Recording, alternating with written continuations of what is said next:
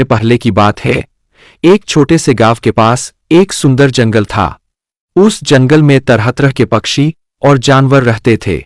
उन्हीं पक्षियों में एक अनोखा तोता भी रहता था जिसका नाम चिरकू था।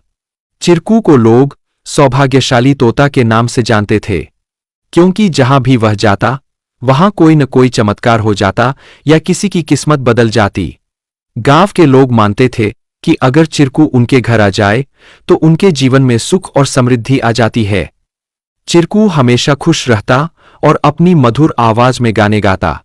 लोग उसे फल और अनाज खिलाते और उसकी भलाई की कामना करते थे।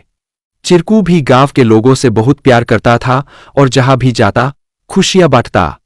एक दिन गांव में एक गरीब किसान, जिसका नाम रघु था, बहुत परेशान था। उसकी फसलें बर्बाद हो गई थीं और उसके पास खाने को भी कुछ नहीं था। वह दिन रात मेहनत करता, लेकिन किस्मत उसका साथ नहीं दे रही थी। एक दिन रघु ने गांव के लोगों से चिरकू के बारे में सुना और सोचा कि शायद यह सौभाग्यशाली तोता उसकी भी मदद कर सकता है। रघु ने तय किया कि वह चिरकू से मिलकर अपनी किस्मत बदलने की विनती करेगा। अगले दिन वह जंगल की ओर चल पड़ा और चिरकू को खोजने लगा। बहुत ढूंढने के बाद उसे चिरकू एक पेड़ की डाल पर बैठे हुए मिला। रघु ने बड़े ही आदर के साथ कहा। चिरकू ने रघु की बातें ध्यान से सुनी और उसकी आंखों में दया उमड़ आई। चिरकू ने अपनी चोंच में एक छोटी सी चमकती हुई पत्ती उठाई और रघु को देते हुए कहा, यह जादुई पत्ती है, इसे अपनी जेब में रख लो और जब तुम अपने खेत में काम करने जाओ तो यह पत्ती तुम्हारी किस्मत बदल देगी। रघु ने धन्यवाद कहा और वह पत्ती लेकर अपने घर लौट आया।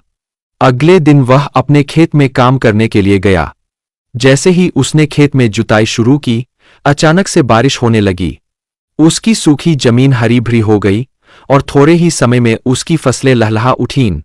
रघु की मेहनत सफल हुई और उसकी किस्मत सच में बदल गई। अब रघु के पास भरपूर अनाज था और वह फिर से खुशहाल जीवन जीने लगा। उसने गांव के लोगों को चिरकू की बुद्धिमानी और उसके द्वारा दी गई जादुई पत्ती के बारे में बताया। सभी लोग चिरकू की प्रशंसा करने लगे और उसे और भी अधिक प्यार देने लगे।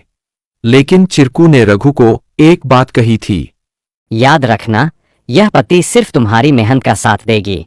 अगर तुम मेहनत करना छोड़ दोगे तो यह भी अपना जादू खो देगी। रघु ने चिरकू की बात समझ ली और कड़ी मेहनत जारी रखी। धीरे धीरे उसकी स्थिति पहले से बहुत बेहतर हो गई। वह गांव के सबसे सफल किसानों में से एक बन गया, लेकिन उसने कभी यह नहीं भूला कि उसकी सफलता में चिरकू और उसकी मेहनत का कितना बड़ा हाथ था। कहानी से सीख। इस कहानी से हमें यह सीख मिलती है कि किस्मत भी उन्हीं का साथ देती है जो खुद मेहनत करते हैं। सौभाग्य और अवसर तभी काम आते हैं जब हम अपने प्रयासों से उन्हें सही दिशा देते हैं।